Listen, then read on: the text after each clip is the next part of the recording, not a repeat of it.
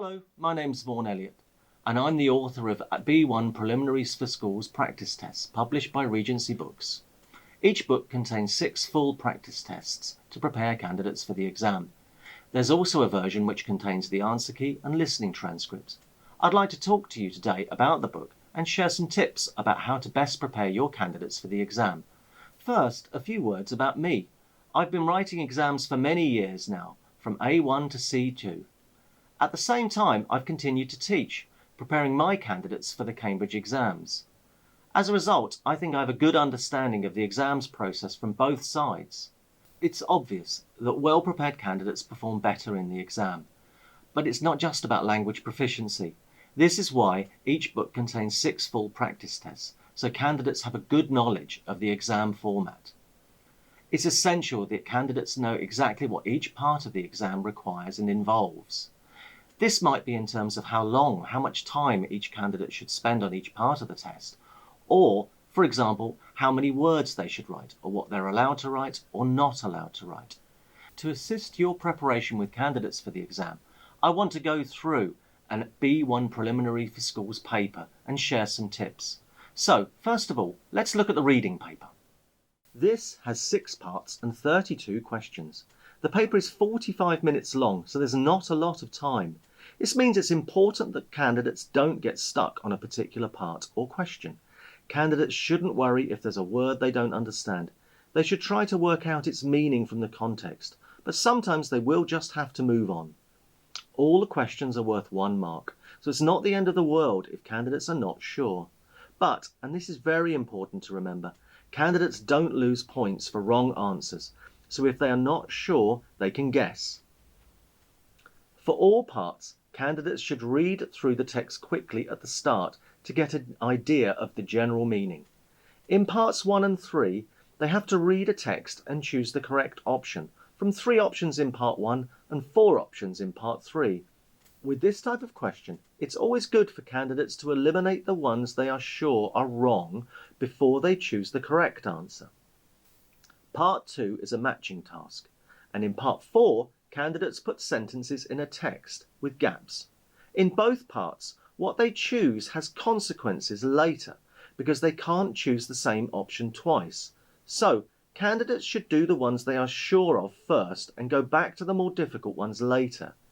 If candidates are not sure at the end about 1 or 2 answers, again, they should guess. Parts 5 and 6 test grammar and vocabulary, but again, it's important candidates read the text first to get an idea of the general meaning. As they do this, candidates don't need to worry about the gaps, but if they have an idea, they are allowed to write on the exam paper so they can make a note and move on. At the end of these parts, as well as part 4, candidates should read the completed text through with their answers in the text and ask themselves, does it sound natural?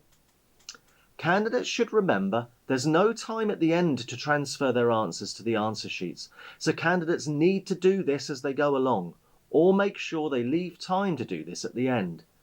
Candidates are told when they have 5 and 10 minutes left, so they must make sure they transfer their answers before the end of the paper. Let's move on to the writing paper. There are 2 parts in the writing paper. Part 1 is an email. Candidates must answer this. In part 2, candidates have a choice to write either an article or a story, but not both. There are 45 minutes in total. Candidates should divide their time equally and practice writing each part in about 20 minutes. This will give candidates a few minutes to check their writing at the end. In both parts, it's important candidates are clear about who they are writing to, so they should read the questions carefully. Are they writing to a friend, a teacher, or to a reader of a magazine? This will affect how the candidates write and if it will be informal or more formal. Getting this right is one of the marking criteria, so it's important. In part 1, candidates write an email. It's based on an email they have received, on which there are 4 notes. It's important candidates spend a couple of minutes planning their answer. They will be given rough paper so they can plan the order in which they'll put the information they have to include. It means the email will be well organised. This is another of the criteria for marking the writing. Another very important thing is to make sure that all the notes are in the answer. Candidates lose points if they miss one out, because the email will not have done the job it's supposed to do. This is the third marking criteria.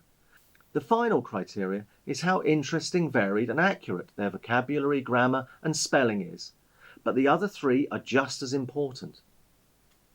In Part 2, candidates know what to expect, so they can choose what they want to prepare. If they like writing stories, candidates can do this. If they prefer writing articles, candidates can do that.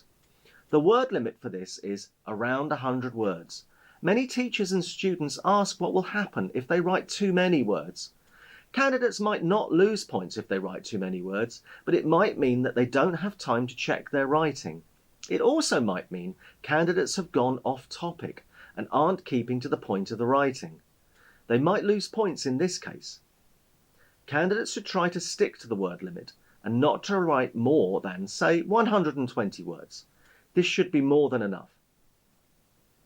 Checking is very important, and when candidates read their answers through, they should check they have included all the information, not made silly mistakes, and whether they can improve the language.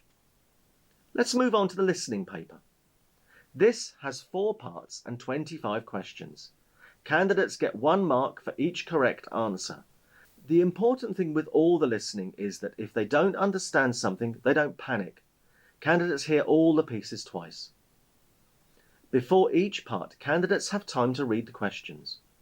They should use this time to underline the important clues on the exam paper. Try to anticipate what they might hear. For example,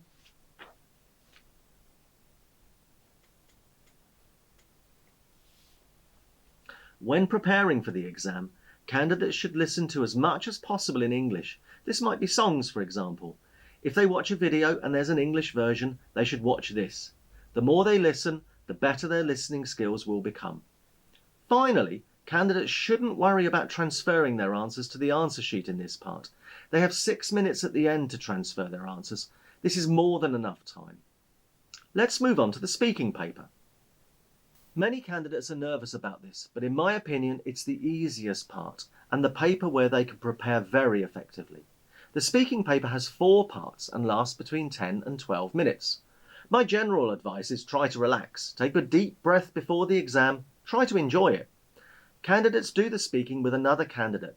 It doesn't matter if they don't know them.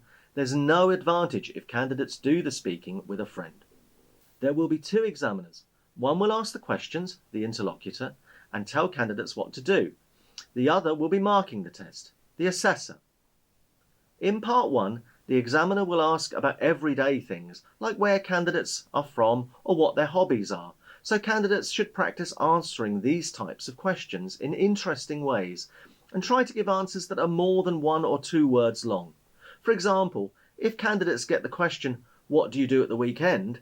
the answer, "I go cycling," doesn't sound as good as, "I'm really keen on cycling, so I go cycling whenever I can at the weekends." In part 2, candidates are given a photograph and have to describe it for about a minute. They can practice this in class or at home. I always tell my students to record themselves on their phones and listen back. It sounds funny at first, but it's great practice.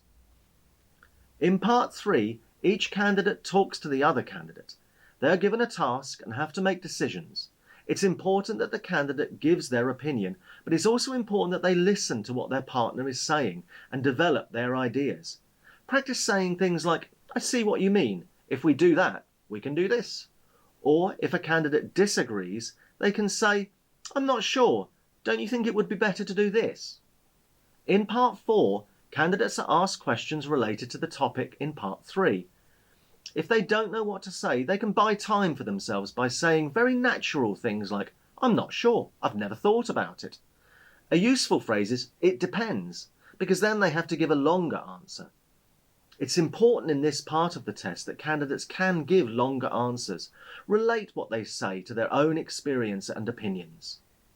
It's important to realise that grammar and vocabulary are just one of the marking criteria. This means candidates shouldn't worry if they hear themselves making a mistake. They are also marked on how fluently they speak, their pronunciation, as well as how well they interact with the other candidate. So they need to practice speaking as much as they can. I hope you've enjoyed this summary of the B1 Preliminary for Schools exam. and that some of the tips I've mentioned are useful to you. The more a candidate prepares, the more likely they are to do well in an exam. This is why we've included 6 full practice tests in the B1 Preliminary for Schools practice test book. All I can say now is thank you for watching and good luck with the exam.